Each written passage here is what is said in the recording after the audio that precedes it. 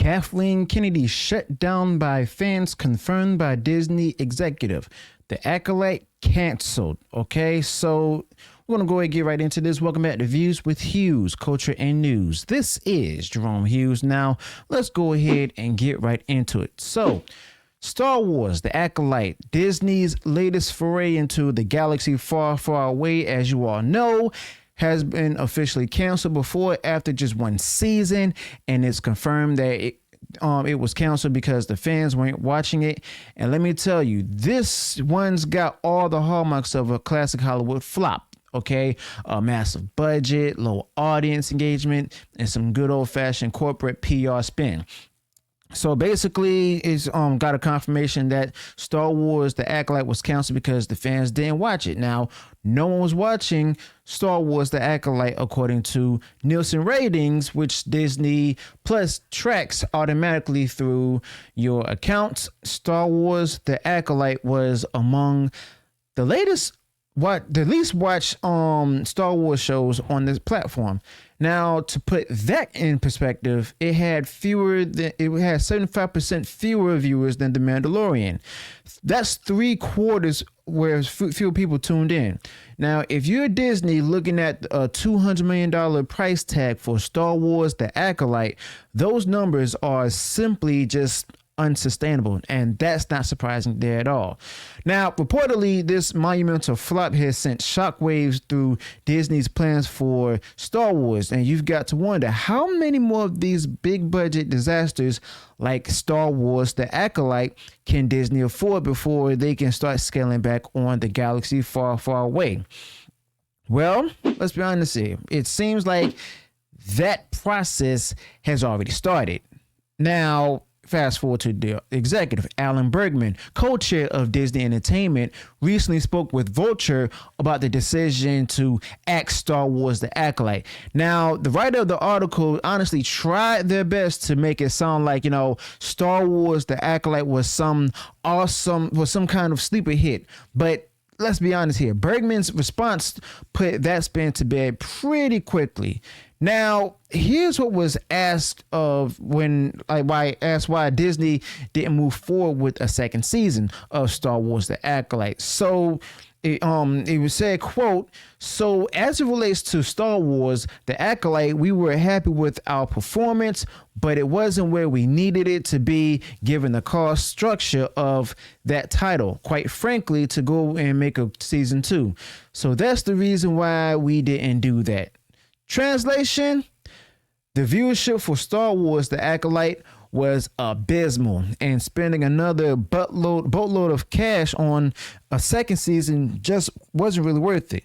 Now, in other words, it's canceled, okay? And that should be no surprise to any of us here. But here's where things really get interesting, and by interesting, I mean downright absurd.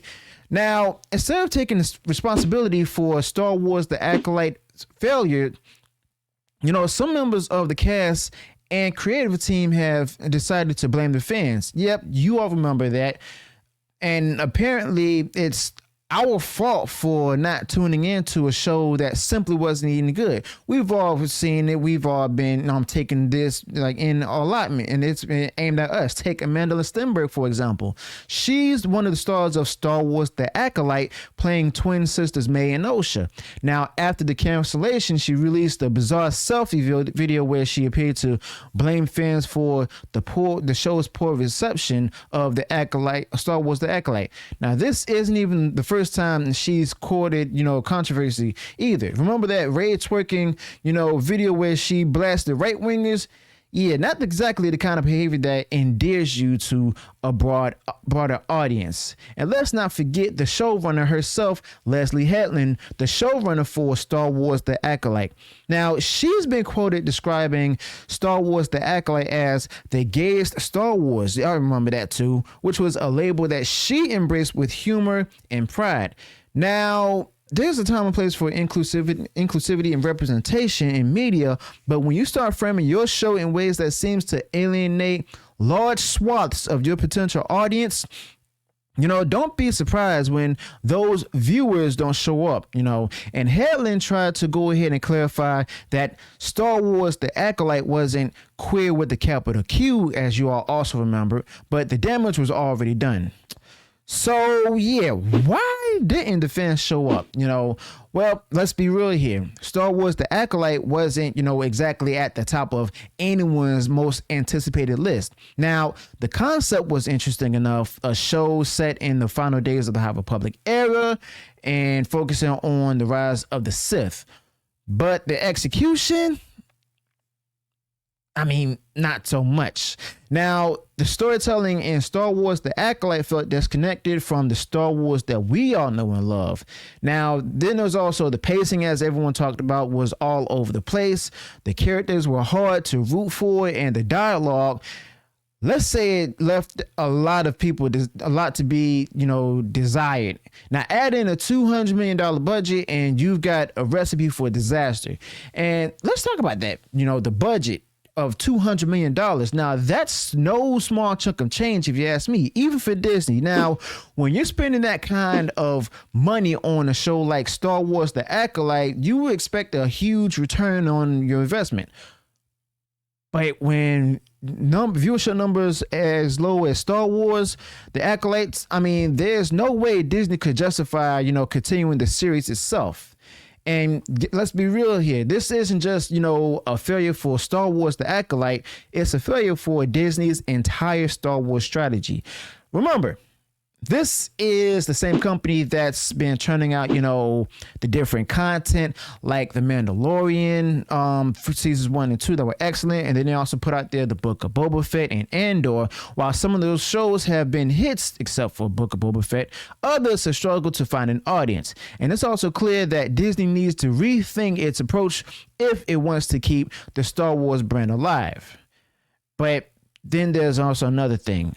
The failure of Star Wars The Acolyte is symptomatic of a larger problem over at Disney.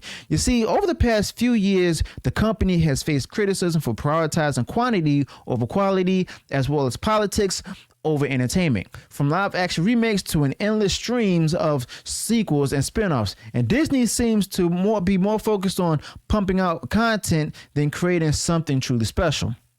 And also, let's not forget about the political and cultural woke debates surrounding Disney's recent projects, including Star Wars The Acolyte. Whether, it's accusations of pandering or claims of pushing or even pushing an agenda, these controversies have alienated, different portions of the audience. Now, for a company that's built its brand on family-friendly entertainment, that's definitely a dangerous path to tread. In other words, go woke, go broke. So where does Star Wars go from here? Well, for starters, Disney needs to go ahead and just simply get back to the basics. The original trilogy worked because it told a compelling story with memorable characters and groundbreaking visuals as well. Now, it wasn't bogged down by any corporate mandates or any political messaging. It was pure, unadulterated fun. Okay, something that both the adults and the kids enjoy. Now, if Disney wants to recapture that magic, they need to focus on what made Star Wars great in the first place. And that means fewer spin-offs like Star Wars The Acolyte and more attention to storytelling. It also means hiring the kind of creators, who understand the franchise and respect its legacy. And it means that listening to the fans, the people who have always supported Star Wars for decades, ever since the late 70s. All right. But at the end of the day, the cancellation of Star Wars The Acolyte is a wake-up call for Disney if they've actually woken up to that reality. And it's a reminder that even the biggest entertainment company in the world can't afford to take its audience for granted. Now, fans actually want quality content that respects their time and intelligence. And if Disney can't deliver that, well, they'll take their viewership elsewhere. Okay? And we've actually seen that happen before. We're going to see it happen again. So here's my message, and as well as everyone, and your message to Disney.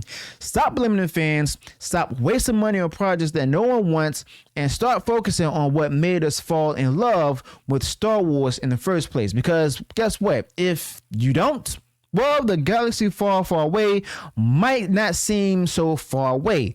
It might just disappear altogether. So let me know your thoughts about this in the comments below. Also, be sure to include any additional thoughts you might have on this particular topic. If you enjoy what was shared on this channel, go ahead and subscribe to the channel. Click the bell notifications so that way you'll be notified of future uploads and updates. Till then, peace.